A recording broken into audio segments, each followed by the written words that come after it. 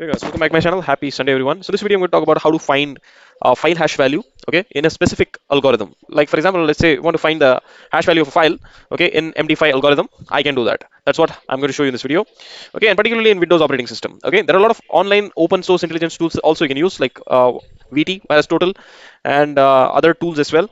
Okay, and if you're using Kali Linux operating system, there are different tools you can use to find that. However, if you're trying to do it on a Windows-based operating system, there is a simple PowerShell command that you can fire on the PowerShell console, and that will let you find this thing. Okay, find this information.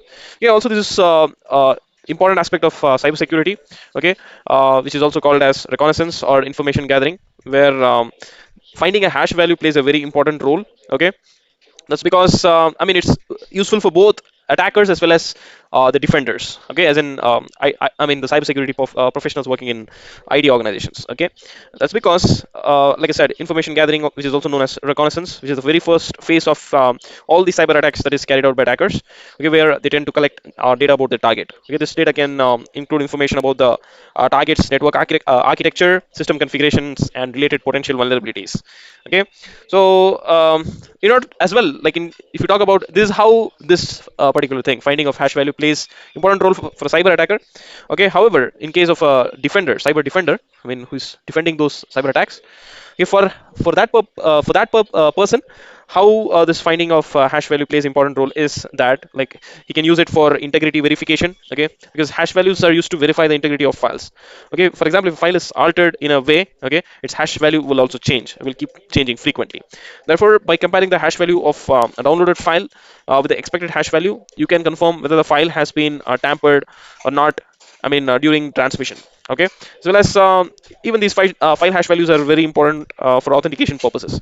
These hash values serve as digital fingerprint for certain files, okay, which allows for easy verification and authentication purpose, ensuring that the file is indeed safer for use as well as for what it claims to be. Okay, and also knowing file hash values is also important or useful in malware detection and malware analysis. Okay, so, in case if you take antivirus programs, right, often uses file hashes to identify known threats. Okay, by comparing the hash value of a file with a database of hash values fed or associated to known malwares, the software can detect and neutralize those threats. So that's how finding hash value, knowing hash value of a file is very important in a cybersecurity space. Okay, and also it helps in a process called non-repudiation, okay, which is prevalent in digital forensics, where hash values can provide evidence that a specific file existed before in a particular state at a certain time is indeed I mean, it gives a pretty bit of evidence of what you can say. It helps in digital forensics, basically.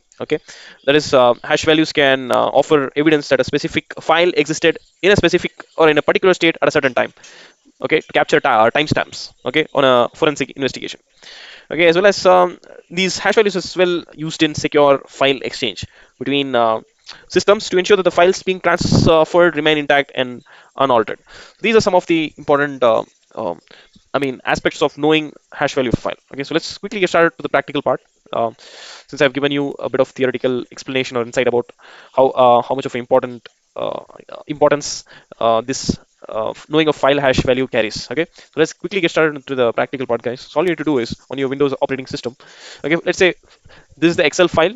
Okay, I want to know the file hash of my Excel file or Excel executable. What I'm going to do is I'm quickly go to the Excel, which is in my start menu. I'm just going to right click and go to properties here. Okay, and I'm quickly going to copy the path here.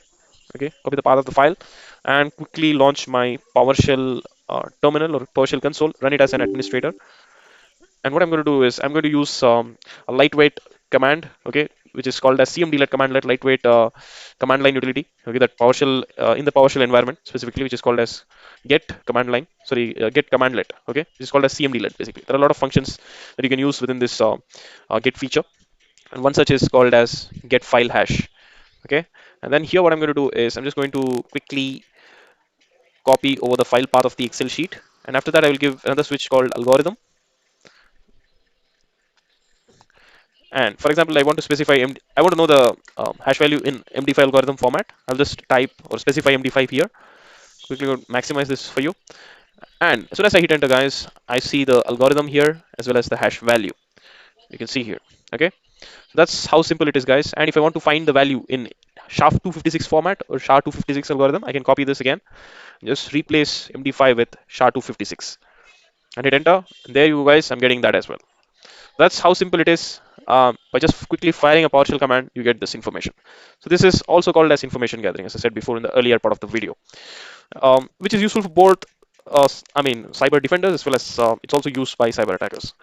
And if you found this video helpful, please hit the upward button, guys, and do not forget to subscribe my channel for more useful technical stuffs like this related to cybersecurity or any other computer technical skills. Okay, and to subscribe my channel for more useful content like this. We'll meet in the next video. Until then, stay safe. Cheers. Bye bye.